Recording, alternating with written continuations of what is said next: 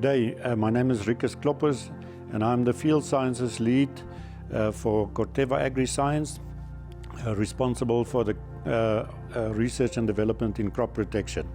And today I'm going to talk a little bit about Sclerotinia in soybeans and in sunflower. Now, Sclerotinia is a very well-known disease. It causes problems in a lot of row crops, but most specifically soybeans and sunflower.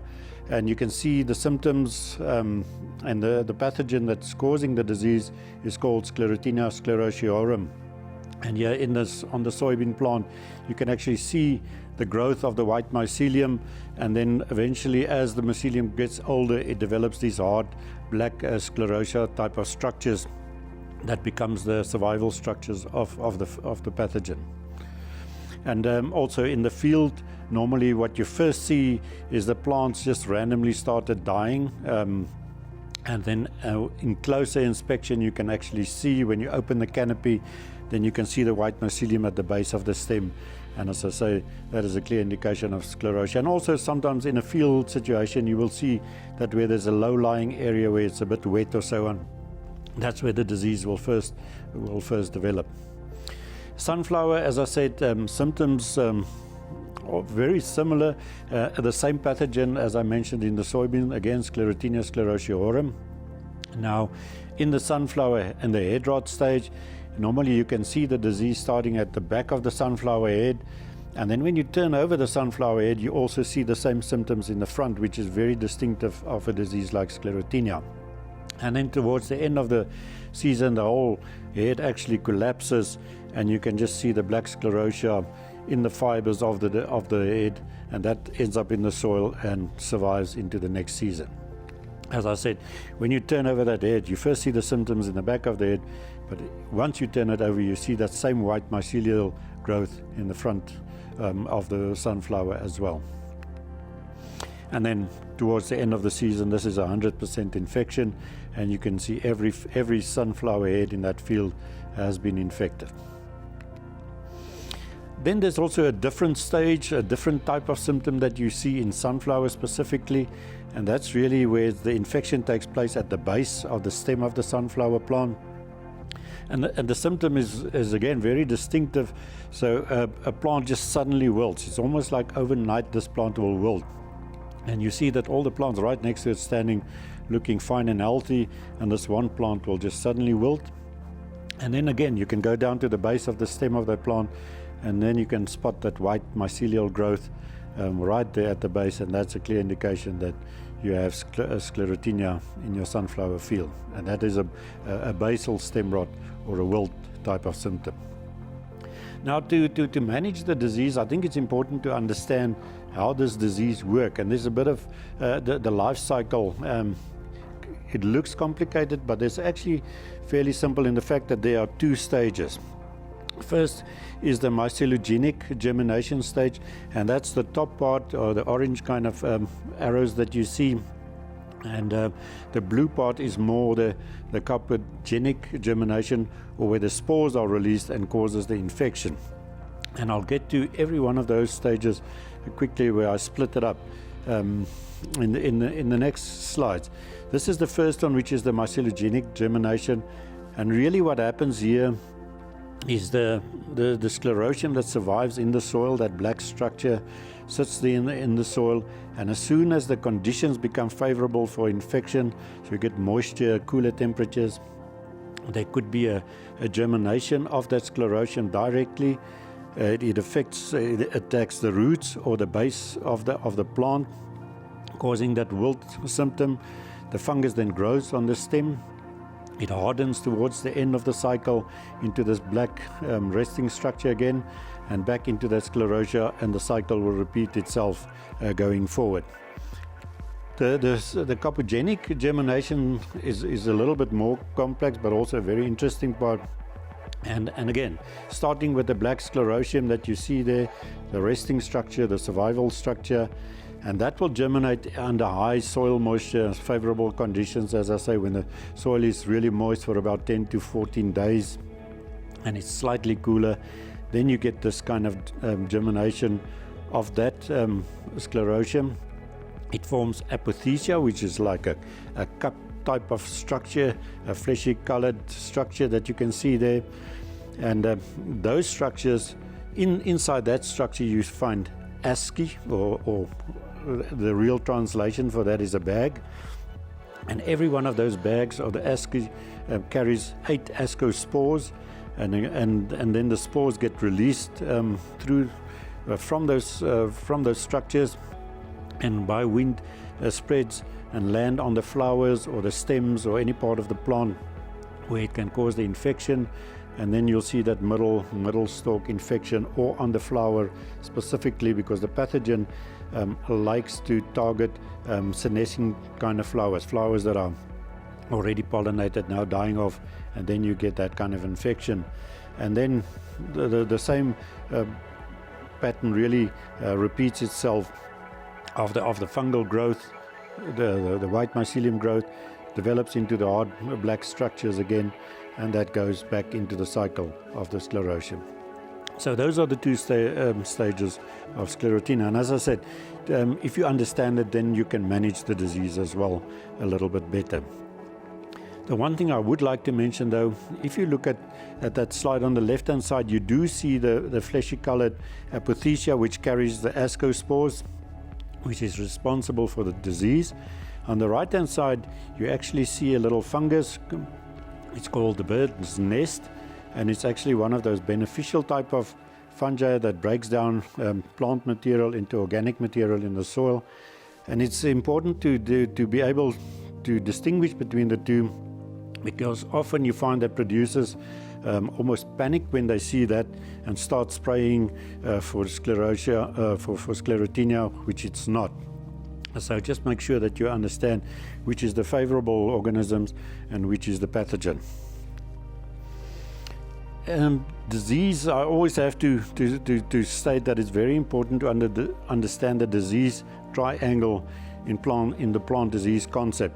And really what that means, you need 3 components before you can have a disease develop. The one is you need a susceptible host, and we know all the sunflower, all the soybean plants are really susceptible to that. And a lot of other hosts as well. Sclerotinia can attack something like 64 different families and over 400 species of plants, mainly the dicots. And you can also see, even on that slide, attacking a cabbage plant. So your host. The second one, you need the pathogen. So you need the organism, and Sclerotinia is all over in all the farming areas of South Africa and in the world where they grow crops like sunflower and soybeans. So those structures sit in the soil and survive there for a very long time. And I think the last one in the triangle is the environment, and that's one that often we forget about, but that's almost the most critical one in Sclerotinia. You can have the pathogen and you can have the most susceptible host, but if your environmental conditions are not perfect for the development, for the germination of the sclerotia or the release of the ascospores that can infect, then you will not get the disease. So you can always test that in the disease triangle by taking away any one of the 3 components, and if one of them is missing, you will not get disease development. So if you manage the disease triangle, you are able to manage the disease risk as well. And I'm specifically saying managing the disease risk and not control, because Sclerotinia is one of those diseases that there's absolutely no silver bullet to control Sclerotinia. There's no single solution that you can say, this is going to be what I have to do to control this disease. There's a multiple approach that you have to follow here, really integrated approach, lots of bullets that you can see. And that means starting with a lot of different things and listing them: quality seed, some basic agronomic principles like water management, crop rotation, weed control, tillage, a lot of those things, variety selection, maybe to a lesser extent, managing your planting dates, and then chemical control, biological control options, and then bringing all of that together into an integrated approach.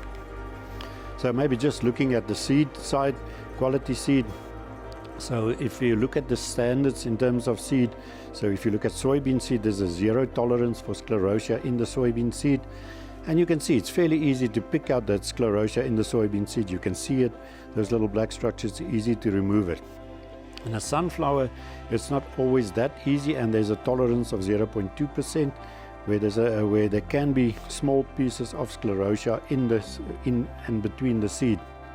But that is not enough to really cause a huge epidemic, and I think the fact that the sclerotia is out there in the fields anyway is way more important than that fraction that comes with the seed, that low percentage. And also by treating the seed, we can also control the seed-borne part of the Sclerotinia. Agronomic practices, following some basic principles again, we must remember that combining a field where there's a lot of Sclerotinia in the field that you know, and then moving the combine from one farm to the next, you can actually spread the sclerotia. So try and clean the combine, clean the equipment, and try and prevent that spread. Water management, just because of high moisture requirement for the disease, if you overwater or you create these wet patches, then there will be a tendency for more disease. Weed control, as I mentioned, there's so many hosts of Sclerotinia, and a lot of weeds actually also acts as hosts for the disease. So good weed control management. Crop rotation, and as I say, although there's a wide host range, it only attacks the dicots, in other words the broadleaf plants, never the monocots, not your grasses, your maize, your cereal crops and those types. So doing a proper crop rotation, again, you cannot eliminate the disease completely, but you can reduce the levels of inoculum to a sustainable level. And then tillage and fungal survival, because once you start burying the sclerotia very deep into the soil, they can actually survive for so much longer. Row spacing, important in the fact that if you have a very dense row spacing, you create the ideal microclimate, and which favors the disease as well. But we know that with the higher plant populations, you actually get better yield. So there's a bit of a trade-off for that. And I think there's been a lot of efforts in terms of breeding, creating new varieties, which is more resistant. But I would say I really think it's more tolerant kind of. Some varieties may be less prone to disease than others, but not really a resistance part. And I think in most of the cases, it's more a kind of a disease escape, where you've seen one variety get the disease and the other one not. It's not because it's resistant, but it's maybe because it's a little bit quicker or a little bit slower, and it really falls into that disease triangle where it misses a certain condition, and then you don't get the disease because of the environment rather than the variety itself.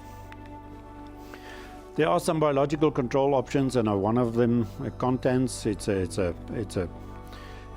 fungus, Corteva minitans, and what it does, you actually apply it in the soil, you apply some moisture, and the fungus then grow through the soil, find the sclerotia, and actually attack that sclerotia, which is the surviving structure of the Sclerotinia.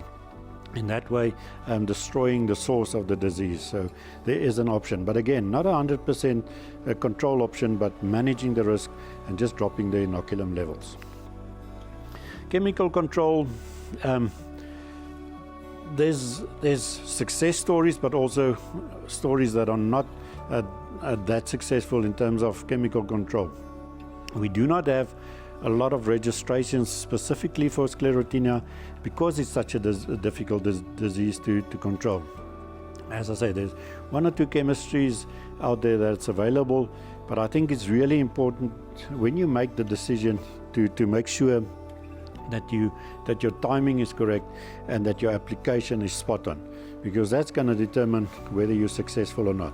The chemistry has almost become secondary then, but it's really important if you look at that you have to penetrate the canopy, because the disease normally starts from the bottom. So you really have to get that chemical right down to the bottom half of the plant before you get acceptable control. And also high volumes. When you apply higher volumes, the right nozzles, those type of things will make your chemical control option a successful one. As I said, one of the products that we do have in our range that controls something like Sclerotinia is a product called HEAT, and the active ingredient is prosimidone. And you can see it's a translaminar systemic, local systemic, and some medium acropetally systemic type of product. You have to apply it frequently. This product is very specifically registered for beans, and the label is out there clear, not in sunflower. But if you look at your dry beans and your soybeans, there's an option, but again, you can see in your label high volumes, and maybe 1 or 2 applications, or 2 applications might be necessary for the proper control of disease. And normally after flowering, because you can see this disease, as I said, it attacks your flowers that's just dying off now. The pathogen almost looks for that dead material to attack. So just to summarize then, I think in terms of the management structure, it is not a silver bullet. There's no silver bullet. There's not a single way that you can control this disease, and it's a very difficult one to control as well in all type of crops. It really takes a bit of an integrated approach to manage this. And I think also understanding that life cycle, because if you understand and you know your enemy, you know where to target the soft areas and where you can then control it to an acceptable level. And this is almost a little bit of a summary of the disease and the areas that you can focus on. And you can see the life cycle as I explained it earlier on, the different stages that's there. And every time I've indicated on the slide, you know, start with your seed, for instance. That's a very important part. So starting with a clear seed with a fungicide or a seed application. Or in your agronomy, where it specifically attacks, look at your crop rotation and your quality seed. So everywhere in that life cycle, you can position some kind of management structure to give you the optimum management of this disease. Thank you very much, and I hope I did give you some food for thought, and you are at any time welcome to contact me if you need more information on any one of these or some other diseases in the crops. Thank you very much.